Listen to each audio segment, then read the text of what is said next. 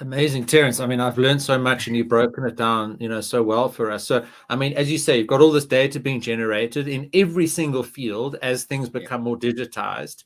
We are able to capture that data. Then we're able to use that data to train a machine that previously wouldn't have had access to that data because the process to capture it wasn't digital, right? It was on a form or something. But now that it's digital, like you said, on a website, we've got massive amounts of data.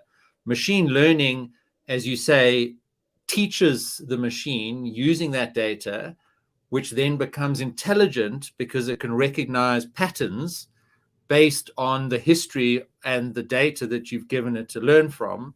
And the applications, as you say, is like recognizing handwriting or recognizing a face or anticipating a change in the road direction if they're looking at the road signs, etc., in driverless cars, and thousands of other use cases, which, as you say, across many different sectors, different professions are now having to get to grips with, because these machines potentially are starting to become better at recognizing patterns than humans, right?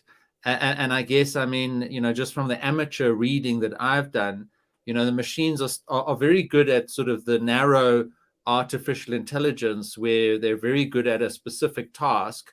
But the general intelligence that we have in our brain, which is very good at learning new patterns, there's still, we think, a few decades before we get to, I guess, what do they call it? When machines become self-aware. And we've seen this in movies, right? I mean, we've seen this in the Terminator, and movies often predict, the trends in technology. So different people there's different views as to how long that's going to take before machines are able to teach themselves what they need to learn. The humans are still teaching the machines what they need to learn.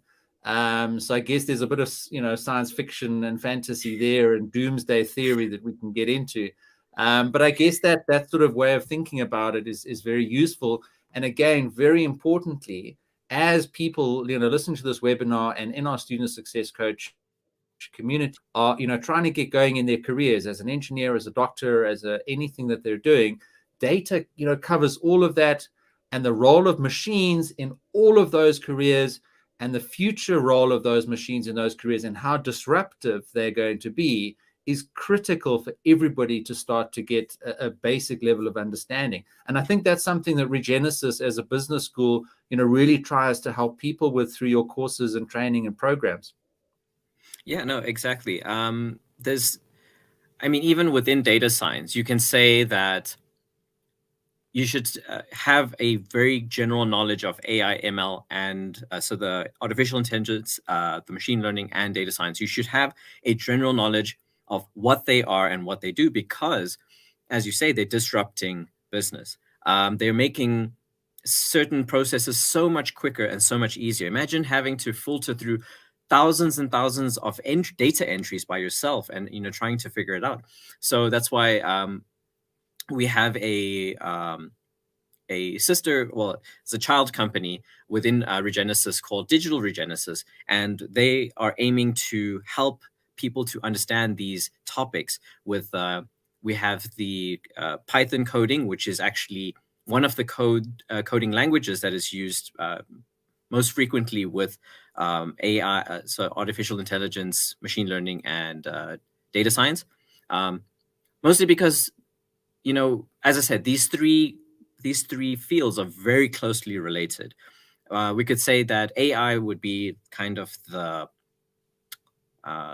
father or the mother, the high up there, and then the children would be ML, the machine learning, and data science, because they're so closely related. But AI, as I said, that automation is the final level. Once you have an AI system in place, everything is just going to run by itself. There's no more need for somebody to keep making machine learning do its thing, because now it's all automated. Yeah, so we've got these courses on AI, machine learning, coding, and data science, so that you can have a very broad understanding. And then, if you want more, there are we are still developing, advanced courses in these topics as well. Because we found that there's definitely a need for digital literacy. And as you said, it seems like a lot of businesses and business people have not really taken it seriously.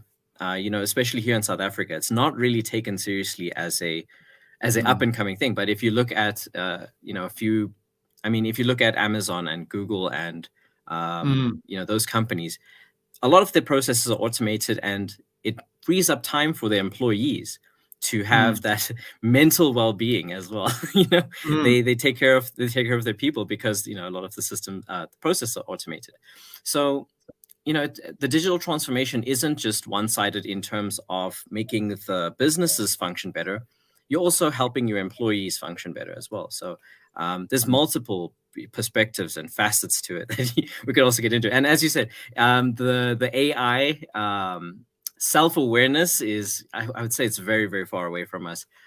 There's so many things that we haven't truly grasped. For example, mapping the brain itself. I know Elon Musk right now is trying to download brains into robots, but these things are still, as you say, science fiction. AI is meant to help us. AI is built by us, for us, and it's not going to take over your company. That's I just want to say that. No, absolutely. And I mean, there's a fantastic book called Life 3.0, which Elon Musk actually promotes as a good book to read about AI. And in that book, it talks about the importance of a very philanthropic people getting into the field of AI so that we do achieve exactly what you were saying there, that AI should service humanity and advance our goals rather than people with sort of more narrow-minded goals, consolidating power through AI, which, Elon Musk also warns is a huge danger. So I think for me, it's a clarion call to say, let's get people that can help advance the goals of humanity into data science. But then let's make sure that people that are, driving careers and industries outside the core field of data science to understand data science so that they can leverage it into those industries as best as possible.